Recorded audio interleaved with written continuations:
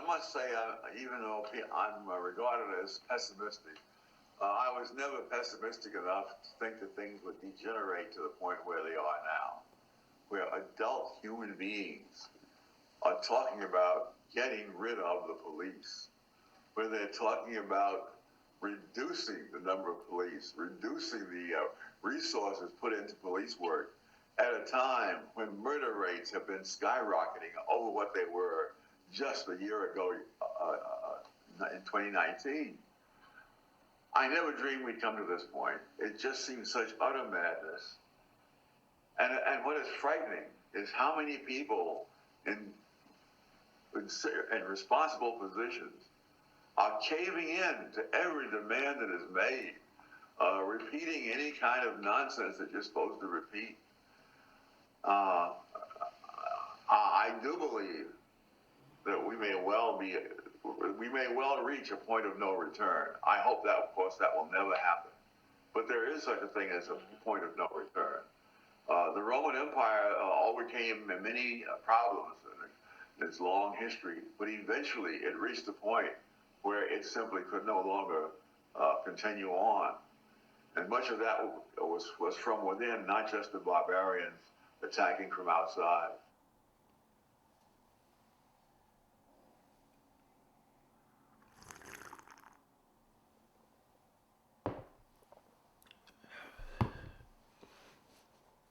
Morning, everybody. Welcome back, man.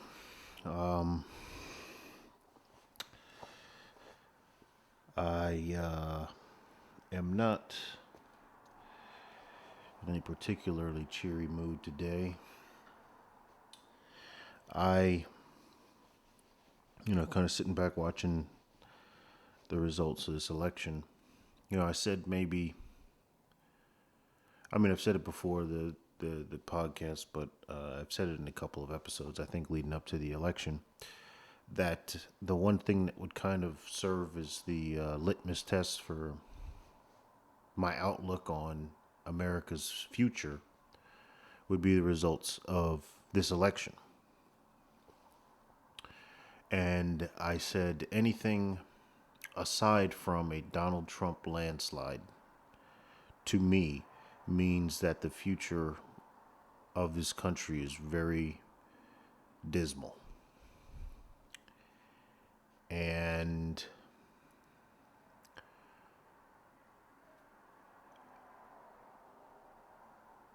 I think I'm standing by that, obviously. I think I looked at the election, and I'm seeing how tight this race is to where it's literally going to come down to a couple of states. And I don't even know what the word is, because it's not like I'm discouraged about it. Obviously it's not good news, and it's beyond the whole Donald Trump thing. See, that's the thing that kind of separates us from them. And fuck it, at this point, us from them.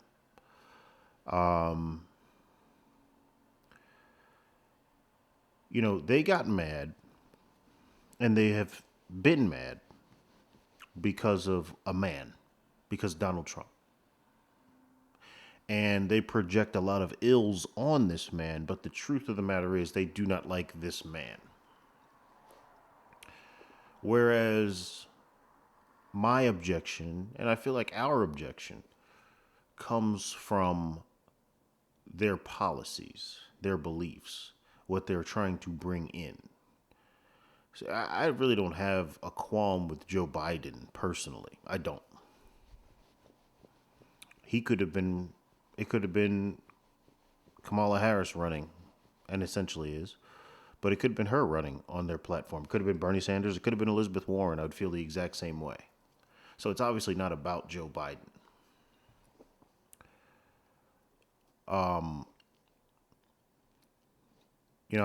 I've heard it said before, but recently I heard Dan Crenshaw say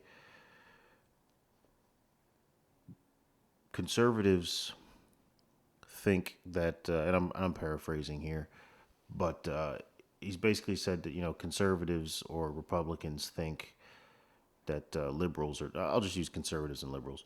He said conservatives think liberals are wrong, misguided in how they think. Liberals tend to think conservatives are evil.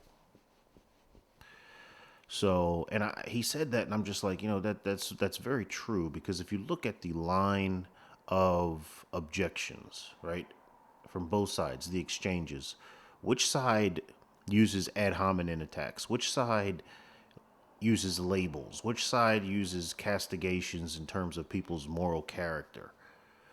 Which side accuses the other side of being racist, of being, a Nazi, of being this? It's always something implying evil, an evil person. Whereas conservatives tend to, yeah, I mean, not saying that we're above the name calling game, because I get it. The mantle and the burden of being the mature one in the room, it gets cumbersome at times, and sometimes you just want to fight fire with fire. I get that. Trust me, I get it. But typically when conservatives raise objections, it's about a policy. It's about the application of an idea that is probably not being considered. I've long said and continue to stand by that perhaps the greatest flaw of the liberal mind is it is woefully naive. Woefully naive. And naive in the sense that it puts way too much credence and bases most of its decision and logic on a utopian platform. And it just does not deal well with reality. Which, in my opinion, has a place. Somebody who doesn't deal well in reality, they're a good, who has that eccentric talent. Well, you're a good idea person, but you're not a good doer.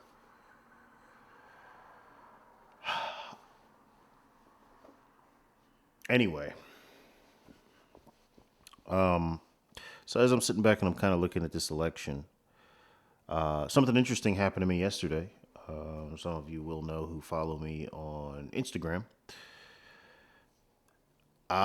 So walking you back, there was that whole issue with the Michigan ballots overnight, and particularly, I am very well aware of this because I am awake when most of you are asleep, as you well know, watching over you. But I was watching the results very carefully on Decision Desk, the link that I put in yesterday's episode, and I saw where that spike came, where Biden got, I think it was like 100 and some odd thousand, it's like 150,000, something along those lines. And Trump got into zero. Now, this has happened a couple of other times too, by the way. You'll notice that President Trump's lead in Pennsylvania has narrowed considerably. Same thing happened there. But so I was kind of on Twitter, and I saw where that first tweet came from the gentleman who initially pointed out and juxtaposed the two ballot sums, the ballot totals for Michigan, after they were quote unquote done counting for the night.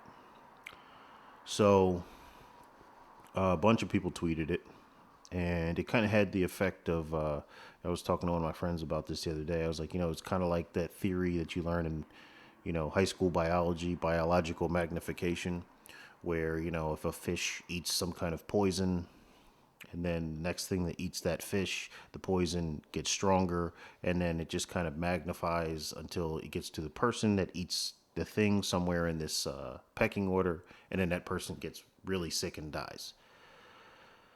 It was kind of like that, just with that tweet. So that guy tweeted it, a bunch of other people retweeted, myself included, and it just kept kind of going up the scale. And then eventually Matt Walsh of the Daily Wire caught it, he tweeted it, and then President Trump saw it and he tweeted it. So interestingly enough, Twitter instantly censored his tweet, removed it. I don't even think you can find it on Twitter anymore. But I, anyway, put it in my story on Instagram to try to, get the word out that, hey, this is odd, right? And again, it's not one of the things that separates us from them. It's not so much about losing this election. It's about, because if we lose fair and square, conservatives are not going to, for example, go to the inauguration of Joe Biden and scream and cry on the ground and say, I apologize to my planet, or some kind of inane emotional kind of outburst like that. We're not going to do any of the things that you saw them do in 2016. Because again, the Democrat Party operates from the worst characterizations, stereotypes, whatever you want to call, of the female psyche. They are extremely emotional, men and women. Not just talking strictly about the women. In some cases, the men are the worst. But they operate from a very primitive, basic, emotion first kind of standpoint. So we'll get by. But what we won't allow, and I think where most people kind of dig their heels in, is this thing better go down fair and square. And there are legitimate concerns about that. So, anyhow, that tweet got removed. So I put it up on my Instagram, and it's just like, hey, well, this is interesting. Now, Democrats have successfully delegitimized the election, because at this point, obviously President Trump is going to challenge this. How could he not? His base would be upset, myself included, would be upset if he just accepted this on its face. It looks extremely fishy. So he's going to challenge it. And then if he wins, the people who are anti-Trump are going to say, well, that's because he influenced the courts. He did this, he did that. So either way, neither side will accept that a fair election took place. So, and whose fault is that? Like, I'm at the point now where I'm done with this. Conservatives, we always take the higher road. At least we tried to. We do it more than they do. It's all about the long game. It's all about, kind of keeping our eyes down the road. But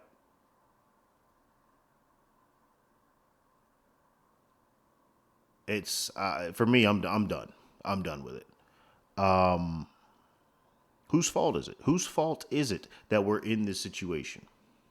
It's their fault. It's absolutely Democrats' fault. Whose fault is it that this election is going to have an asterisk next to it, regardless of who wins? It's their fault. Right? Because they decided to change the rules of the election that we've been doing literally for centuries. The way we've done it. And a couple of months before the election, they get a wild hair up their ass because, like I've said before, they hold nothing sacred. They hold nothing sacred. Nothing means anything to them, really. It's about what it can get them in that moment. And, I in the past, I've tried to differentiate the shot callers of the party, who I believe are the people with the truly nefarious intentions, from the imbecile foot soldiers who are just following along the team party line. But you know what? Fuck it.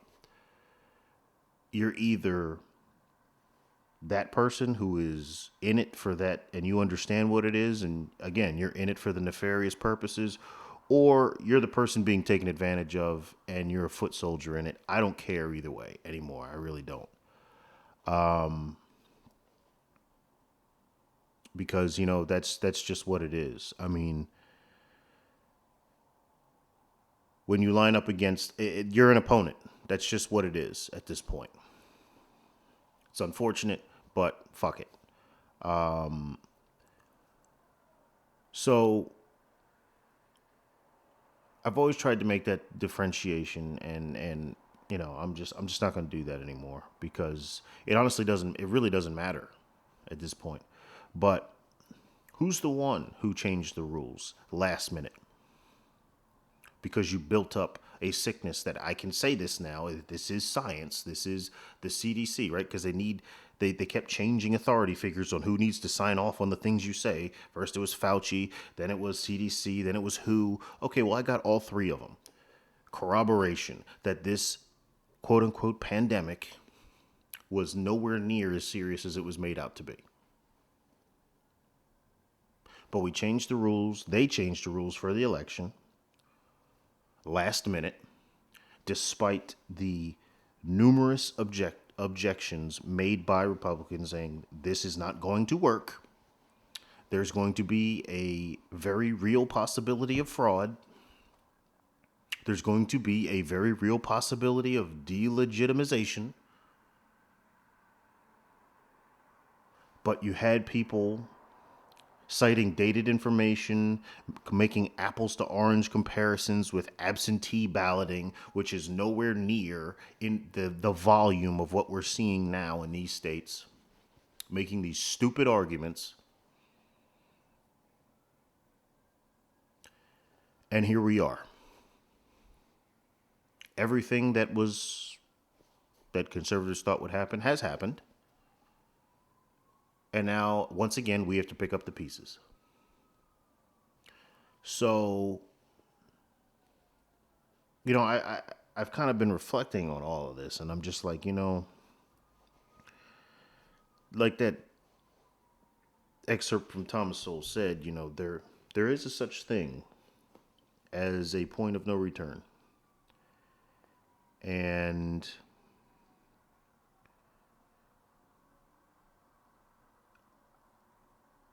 I don't see how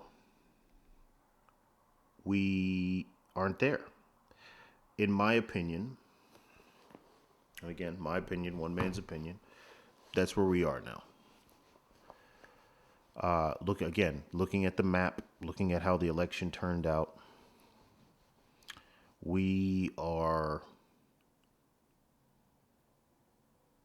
two different nations right now cohabiting the same space. And I don't see how this gets resolved. It started with the erosion, and I've spoken of this before, the erosion of the American ideal, patriotism, pride in the country, the thing that unites us. And then it became the erosion. You could even throw religion in there. You can even throw religion in there. The only reason I don't is because you have conservatives who aren't religious who still ascribe to the American point of view. Same thing on the other side. But it is certainly a point. It is certainly a point because with religion tends to come the idea of morality. And we've definitely eroded that away as well. So it starts with that. And it's just been this nonstop onslaught of eroding away the things that unite the people of this nation. Meanwhile, injecting more and more divisive horseshit to where now they have their own version of patriotism, which is intersectionality. Right? That's their own religion that they're now trying to inject, where you have people just parroting these idiotic points that they can't even define on any kind of specific level. They just layer jargon on top of jargon on top of jargon. And you either accept it and the onslaught will stop, or you don't, and you become public enemy number one. You become the victim of cancel culture. You become the victim of an assault. You become the victim of a murder. And, as I've kind of sat back and I've watched this, I'm just like, you hear idiots like Bill Maher the other day saying, oh, well, we're no good at war and they're no good at being civil. Well, you were half right. But the truth of the matter is, the only reason why there isn't outright violence in the streets is because conservatives, is because the Trump side has kept the peace. Because I defy you to find me. Find me the stories where a group of Trump people go out to a liberal protest and shoot people. Find me the story where a group of liberals were at an Antifa rally and a Trump supporter stalked them and shot them and killed them. Show me the story where a bunch of Trump supporters were rioting, tearing up cities, destroying shit, pulling down statues, and a conservative D.A. cut them loose with no charges. Show me that story. Show me the story where the conservative media has been labeling Biden supporters as racist, as deplorables, as ugly people. That's the new one, right? From the man who said, "Oh, I'm going to run as the American president. I'm going to rule as the American president. We got to unite." And that's the other thing, you know. You can miss me with all that shit. This talk of we need to unite and Biden's little fucking horseshit speech. And you hear it from all these little talking heads. And I even hear it from some friends. We have to unite. We have to come together. And the only reason they're saying that is because they think they're going to win. Right? Because it wasn't about uniting these past 4 years. It wasn't about we need to come together these past 4 years. It wasn't about we're one American family these past 4 years. So you can go fuck yourself with all of that.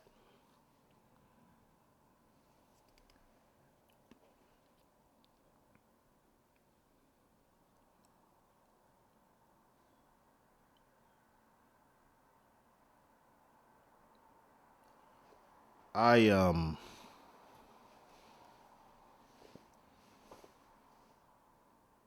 not advocating violence. I'm not. And I just want to be clear about that.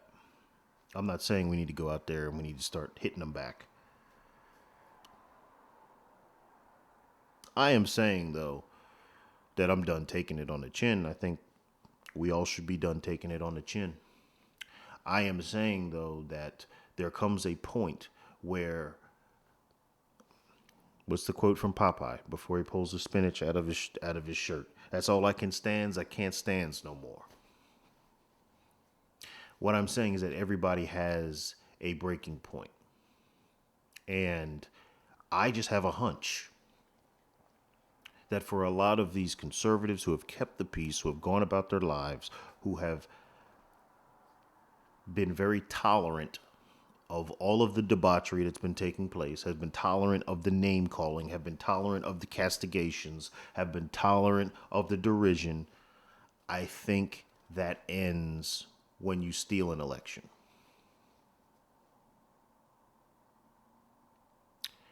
I think that ends when you defraud an election. And the fact that they're doing it right in front of our faces.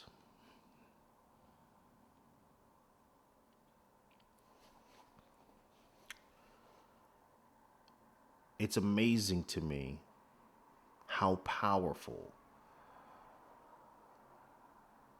the hatred for Donald Trump is, to where these people are literally willing to sacrifice the country itself on the altar of their hatred.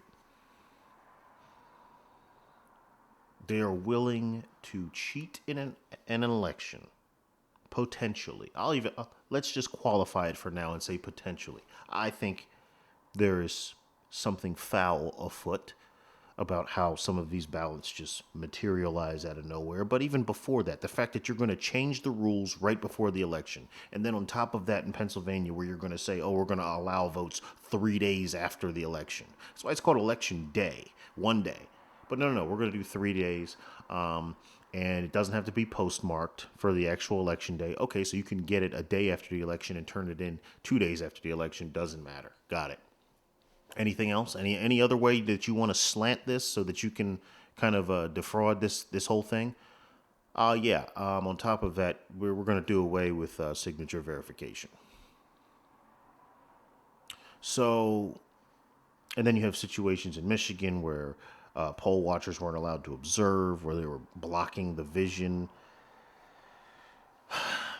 And it's like, where do you think this leads? But at this point, even if Donald Trump wins, where does that leave us? They have really played their hand at this point. The fact that, in my opinion, the fact that they are willing to burn down everything, figuratively and literally, that they're willing to burn down everything that this country represents, stands for, and holds dear, because these people are devoid of any kind of moral gravitas. I 100% believe this at this point. And the people who are, again, the people who claim to have some kind of moral grounding, right? Who are just falling in line because you believe Trump's bad. Well, look, I'm painting with that broad brush. I am.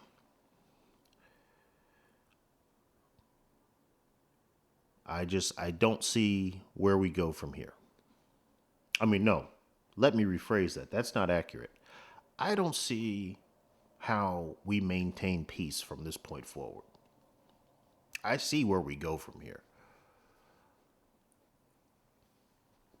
And again, this is not an opinion contingent upon the results of the election, to where if Trump wins, I'm coming back and I'm just like, yeah, well, whew, that was close. No, the fact of the matter remains that this country is that divided on these issues after seeing years of phony scandals, clear, biased, partisan impeachments that were to the point now where impeachment is a joke. Impeachment is now a joke. That used to be a very serious thing. Not anymore. Why? Because they don't value shit.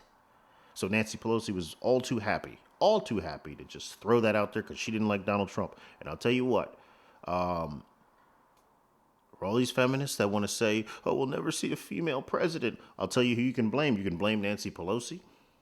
You can blame Elizabeth Warren.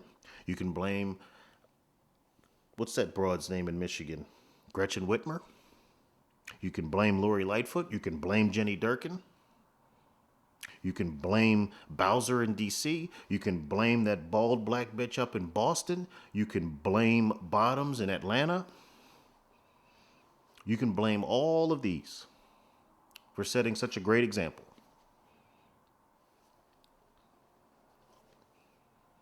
So,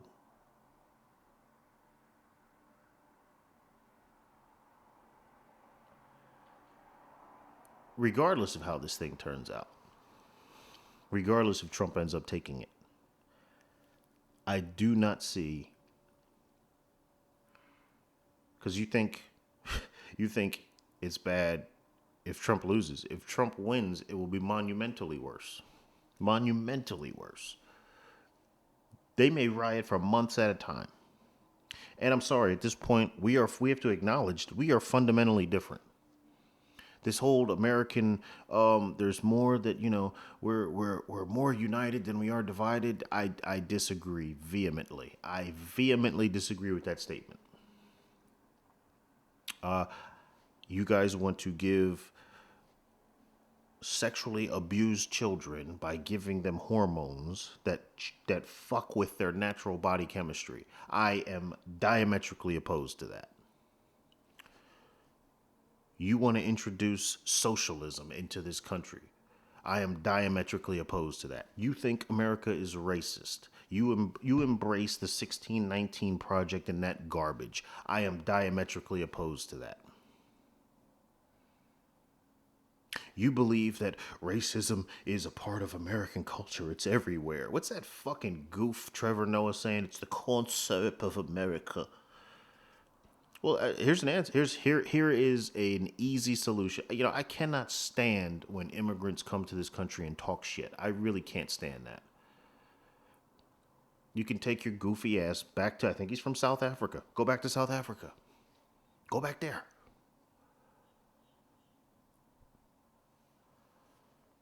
You want to talk about racism in America? Go back to South Africa. But you'll be fine, right? Because his skin is light. So, but you believe racism is everywhere in America. I disagree. As a matter of fact, I think the racism in America is coming from one direction, to the left, from the left. So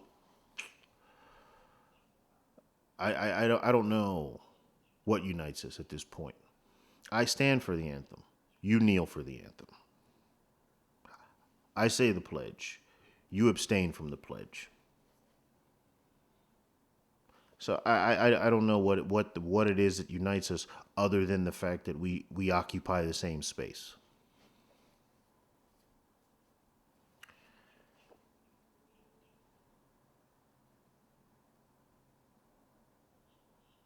We'll see what happens with this with this election.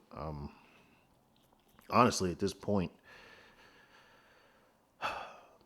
personally, there will be a difference. Obviously, there's a difference between whether Donald Trump wins or if Joe Biden wins. But ultimately, I think we're headed to the same place. It's just we'll get there faster with one than we will with the other. It's just about the route we take, but the destination, I think, has already been determined.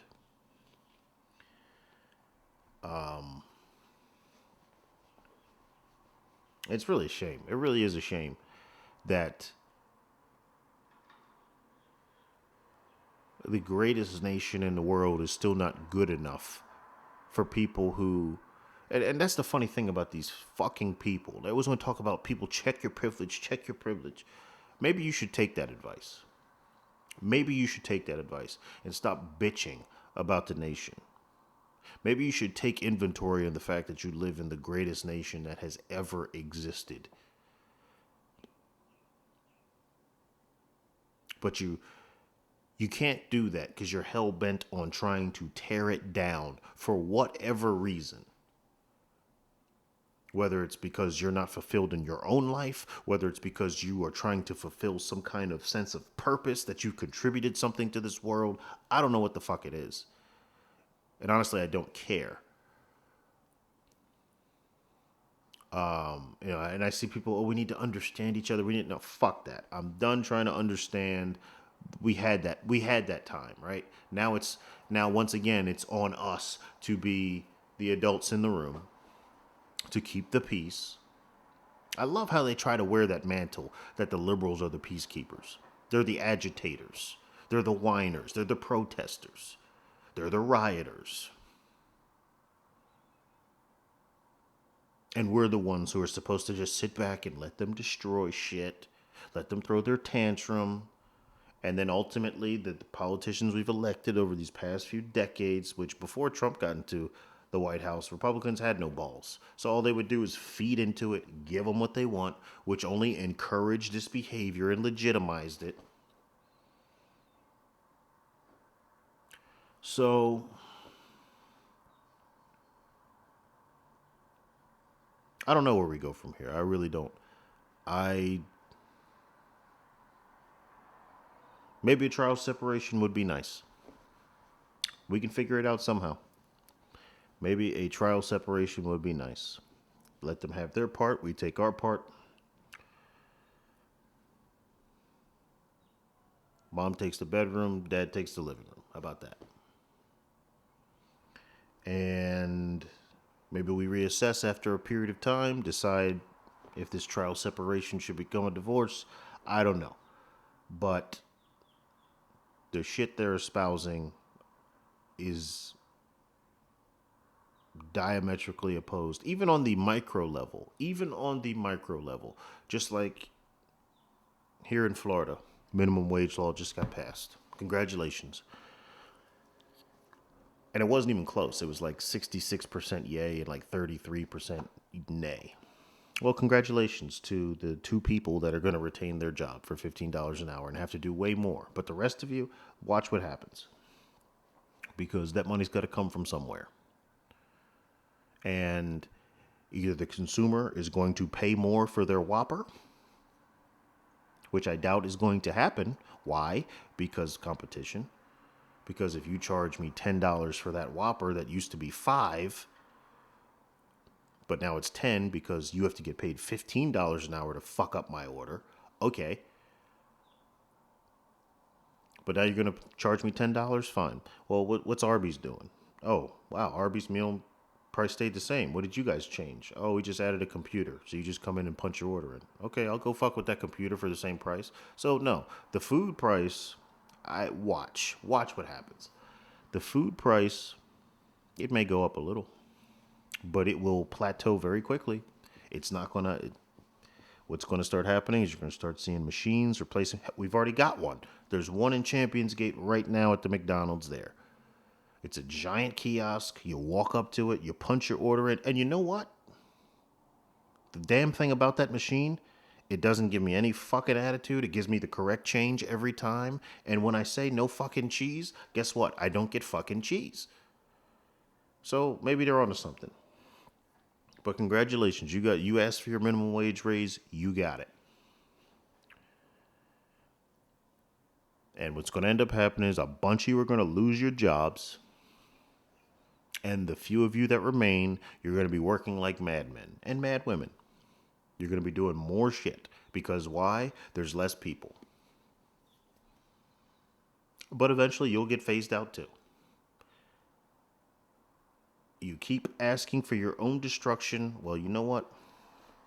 On the one hand, you want to fight against it because minimum wage brings in that whole universal basic income discussion. They're usually attached to each other. One is kind of the gateway to the other. And here we go with socialism. But you know what? At a certain point, if you want to keep reaching for that pot, then I'm going to let you burn yourself. And it's not even that I let you. I voted against it. But, okay. You're going to get what you get. Other than that, ladies and gentlemen, we went a little hog wild today, but fuck it, man. This shit is... It's sad. It really is sad, man. Really, really is sad.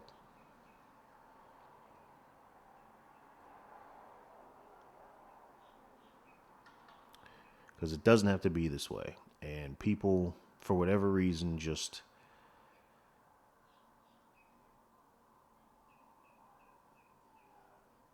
It's amazing. I don't know. It really is amazing how stupid these people are and easily manipulated in their feelings. Just immune to any kind of reason. Well, okay. If I can't reason with you, if I can't have a discussion with you and you're in competition with me, you're just like the episode where I was talking about the idea of defunding the police and removing chokeholds as one of the things about reforming the police and how we do it. Banning chokeholds. I'm like, okay, well, understand if you ban chokeholds, if you ban tasers, you're taking options away, but we know what the ultimate option is, and that's not going anywhere. That gun will always be there. Because contrary to what you believe, your politicians that you vote for, your AOCs, your Bernie Sanderses, your Hillary Clintons, your Joe Bidens, they want those cops to have those guns. Look at what happened in Minneapolis. You guys want to defund the police? Fine. We're getting our own private security. So, good job, stupid. You go ahead and do that dumb shit. We're going to make sure we're protected because you people are fucking stupid and unpredictable. And eventually you'll get angry. And you'll come after us, and we want to be prepared. Or if we want to make you do something and you say no, well, it helps if we have guns and you don't. So, but you want to ban chokeholds, fine. Well, now their arsenal's shorter, but we know what the bookend is, right? We know what's sitting at the end. You just keep removing the buffers, and eventually you're going to get the brunt. And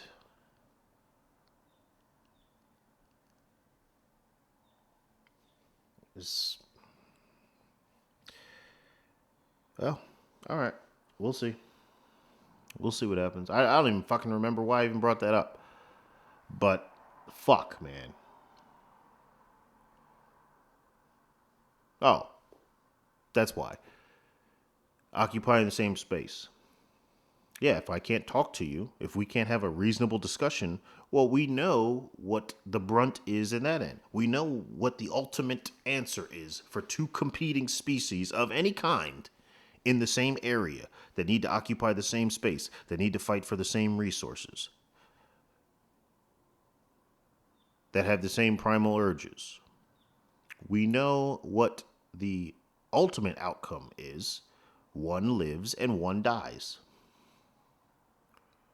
But the things that's supposed to separate us from the animals is our ability to rationalize with each other, to talk our problems out, to coexist, to compromise, all of these things, to socialize.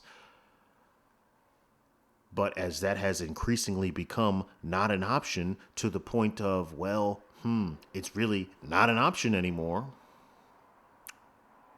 We don't have any other tools left in the toolbox other than reverting back to the way we were.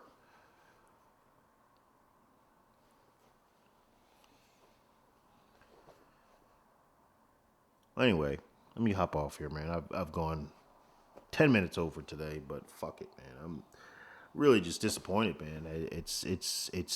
But you know what? I'm glad. I'm never angry for bad news. It's always good to know, even if it's bad. It's always good to know what you're dealing with. And looking at that electoral map, I know what we're dealing with now. And the only thing left to do is to prepare. You prepare yourself for whatever comes next. Stick tight. And yeah, man. So anyway, hopefully we will pick up on a better note tomorrow. You guys take care, and I will catch you guys on the flip side. Do you see it that way?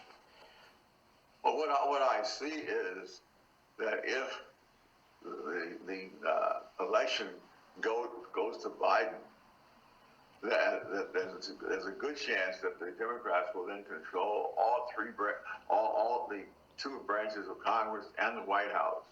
And considering the kinds of things that they're proposing, that could well be the point of no return for this country. Yeah.